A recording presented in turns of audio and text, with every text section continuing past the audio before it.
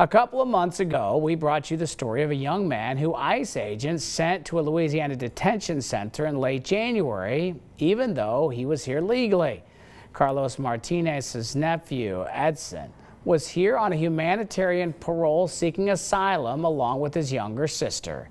Jeff Keeling has kept up with the family and has an update on both siblings' situation. Jeff?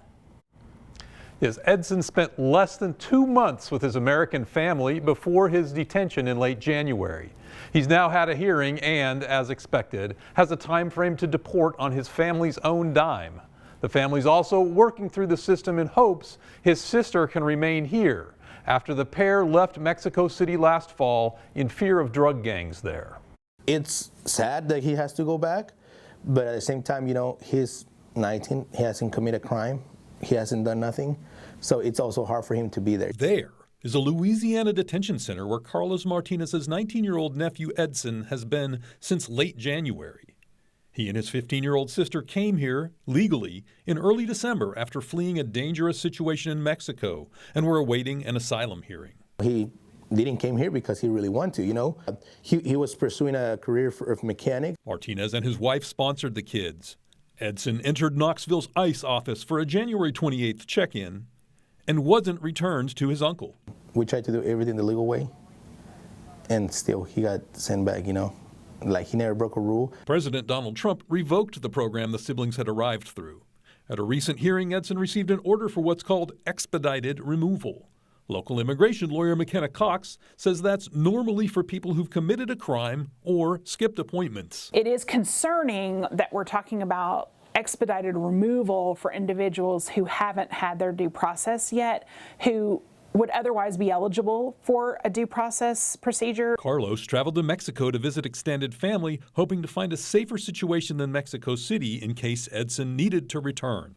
He at least had a win there. It's a little town. We find some family members up there, and we talk to them, and they're willing to take care of him, you know, of course. But, you know, I mean, hopefully the gangs don't spread to there. As an adult, Edson was subject to changes in an executive program.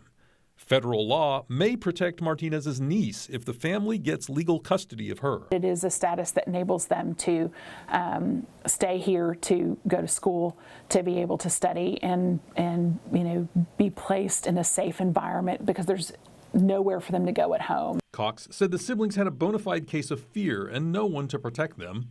At least at this point, she thinks the niece has a good chance of staying. And I certainly hope that for this young person who, you know, hasn't done anything wrong and is here just trying to stay safe and to be with adults who want to take care of her and can take care of her, that she's able to continue to do so. Information has been non-existent when the family tries to call ICE about Edson. The hold can be from anywhere from, you know, 30 minutes to 2-3 hours, and you know they don't give you answers. Cox says she's hearing similar stories to the one that has split this family as deportations rise. It's a broad net, and we're going to catch a lot of people in it, often people who don't need to be deported.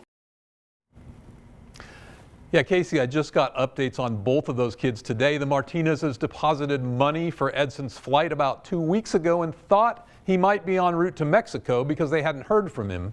But now they have, and he's still in Richwood and very much wanting to get on with his life.